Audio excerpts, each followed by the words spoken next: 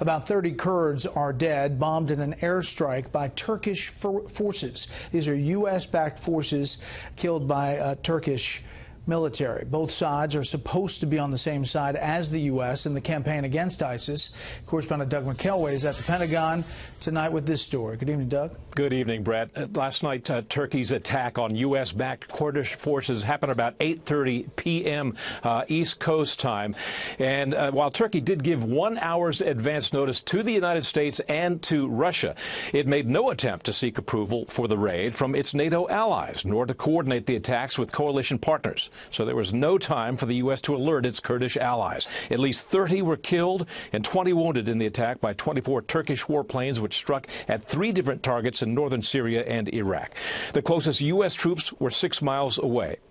Turkey's attack prompted a swift condemnation from here at the Pentagon, where one official characterized it as very serious.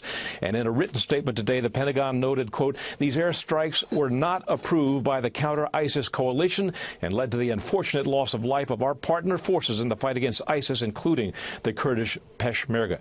The State Department also conveyed its anger to the government of Turkish President Erdogan. The point we made to Turkey, and I'm making now, is that Turkey cannot pursue that fight at the expense of our common fight against the terrorists that threaten us all. And it was just last Monday that President Trump called President Erdogan to congratulate him on his election victory, a referendum which gave him expanded powers. He was the first Western leader to do so. His reward, the Syria fight just got more complex. That complexity is derived from the U.S. need for both Kurdish and Turkish support in the fight against ISIS. But Turkey considers some of our Kurdish allies, like the YPG, who've been highly effective ground fighters against ISIS, to be terrorists.